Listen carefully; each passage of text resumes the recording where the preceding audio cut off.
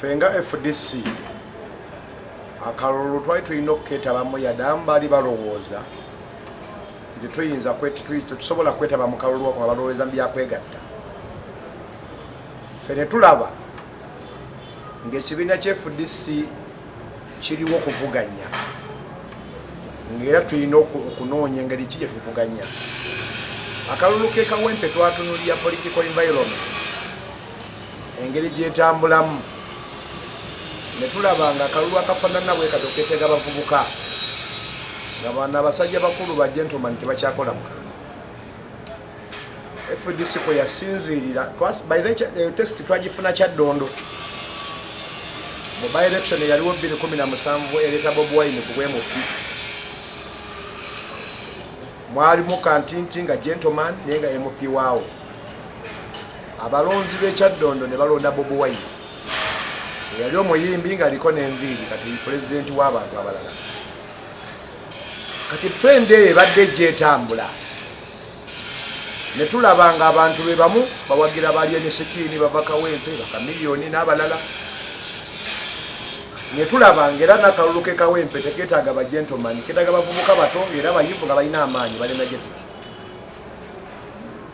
Era waliwo Mutazinda Mwamudu yali ayagala kaadi ya FDC, waliwo n'abalala abaali bavuganya kaadi eyo.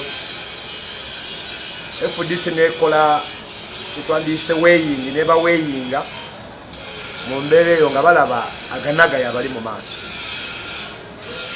Ekyatuleesa Aganaga mu kalulu ng'erinnya mu bantu gye liri kubanga serebu muyimbi w'amaanyi ng'era alina abamuwagira. Ne tulaba nga ffe bye tuyinza omumotereza bitono nnyo. Era tugamba abantu abagamba nti twakola nsobi y'okuleeta Aganaga basooke banenye n'abaleeta Kyagulanyi ku bwemupi ekyaddondo. Era engeri Aganaga engeri gye yajjamu jazzemu mwemupi ne Kyagulanyi engeri gye yajjamu mubaka bwa palamenti ne kakati olwaleero eyeesimba okuba pulezidenti. Ffe tulowooza Aganaga alina obusobozi kubanga omuntu alina credentials ezimufuula omubaka wa palamenti. Tulowooza nti asobola okukyukira ddala ensonga z'Abannakawempe. Ekyokubiri tutunuulira nti ani abadde MP w'e Kawempe nti Ssegirinya Mohammad, nga ku bonna abaliwo ani asobola okuba n'ebyobufuzi ebyenkanankana ne bye Ssegirinya alumya abantu, ng'era Aganaga alina quality ezo.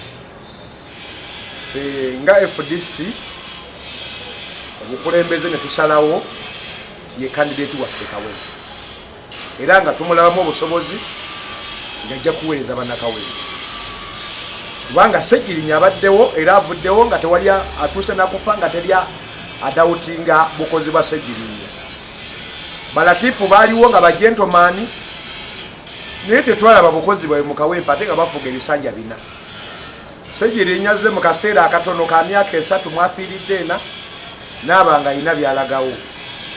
Tulaba nga asobola okudda mu bigere bya Ssegirinya ye Aganaga.